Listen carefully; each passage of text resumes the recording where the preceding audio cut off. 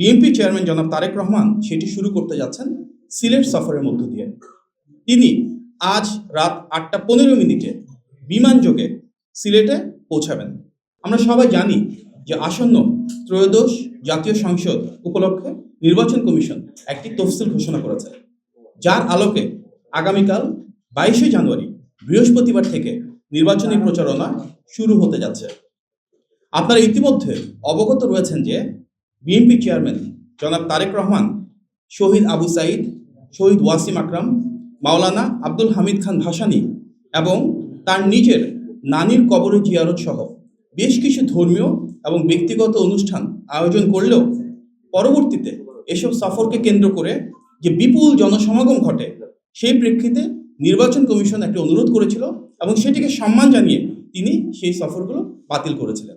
ঘোষিত তফসিল মোতাবেক আগামীকাল নির্বাচনী প্রচারণা যেহেতু শুরু হতে যাচ্ছে, বিএনপি চেয়ারম্যান জনাব তারেক রহমান সেটি শুরু করতে যাচ্ছেন সিলেট সফরের মধ্য দিয়ে। তিনি আজ রাত 8:15 বিমানযোগে সিলেটে পৌঁছাবেন। গভীর রাতে হজরত শাহজালাল রহমতুল্লাহি আলাইহি সাল্লাল্লাহু আলাইহি ওয়াসাল্লামের মাজার জিয়ারত করবেন এবং আগামীকাল সকালে সিলেট আলিয়া মাদ্রাসা মাঠে নির্বাচনী সমাবেশে যোগদান করবেন। জনাব তারেক রহমান আগামীকাল দুপুরবেলা মৌলভীবাজার সদর উপজেলার শেরপুর আইনপুর খেলার মাঠে সমাবেশে যোগদান করবেন। যাত্রাপথে হবিগঞ্জ জেলার শায়েস্তাগঞ্জ উপজেলায় প্রস্তাবিত নতুন উপজেলা পরিষদ মাঠে সমাবেশে যোগ দেবেন। তারপর ব্রাহ্মণবাড়িয়া জেলার সরাইল উপজেলার কুট্টাপাড়া ফুটবল খেলার মাঠে নির্বাচনী সমাবেশে যোগ দিবেন এবং বিকালবেলা কিশোরগঞ্জ জেলার ভৈরব স্টেডিয়ামে নির্বাচনী সমাবেশে যোগদান করবেন। এরপর যাত্রাপথে তিনি নরসিংদীর পৌর এলাকা সংলগ্ন নির্বাচনী সমাবেশ হয়ে নারায়ণগঞ্জ জেলার 2500 রূপগঞ্জ গাউছিয়া এলাকার সমাবেশে যোগদান করবেন এবং তারপর গভীর রাতে গুলশানস্থ নিজের বাসভবনে ফিরবেন ইনশাল্লাহ। এই লক্ষ্যে ইতিমধ্যে আমরা সংশ্লিষ্ট প্রতিটি জেলার প্রশাসক তথা রিটার্নিং অফিসার, যার মাঝে রয়েছে সিলেট, সুনামগঞ্জ, মৌলভীবাজার, হবিগঞ্জ, ব্রাহ্মণবাড়িয়া, নরসিংদী, নারায়ণগঞ্জ এবং ঢাকার সংশ্লিষ্ট পুলিশ বিভাগ এবং অন্যান্য কর্তৃপক্ষকে চিঠি প্রদানের মাধ্যমে অবহিত করেছে।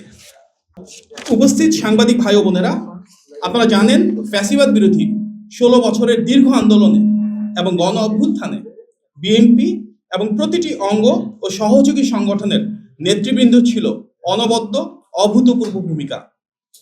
তাদের প্রতি ভালোবাসা থেকে বিএনপি চেয়ারম্যান জনাব তারেক রহমান সিদ্ধান্ত নিয়েছেন তার প্রতিটি সফরে বিভিন্ন অঙ্গ ও সহযোগী সংগঠনের ত্যাগী শীর্ষ নেতৃবৃন্দকে পর্যায়ক্রমে সফর সঙ্গী হিসেবে নিয়ে যাবেন, তাদেরকে দেশের জন্য, গণতন্ত্রের জন্য যে সংগ্রাম তার জন্য মূল্যায়িত করবেন। সিলেট সফরে বিএনপির চেয়ারম্যানের সঙ্গে যাচ্ছেন জনাব আব্দুল কাদের ভূঁইয়া জুয়েল, জনাব মামুন হাসান, জনাব আব্দুল মোনায়েম মুন্না, জনাব কাজী রওনাকুল ইসলাম শ্রাবণ, জনাব ইয়াসিন ফেরদৌস মুরাদ এবং জনাব রাকিবুল ইসলাম রাকিব সহ বেশ কিছু ত্যাগী সংগ্রামী তরুণ নেতৃবৃন্দ। সামনের সফরগুলোতে এভাবে আরো অনেকে সম্পৃক্ত হবেন ইনশাল্লাহ।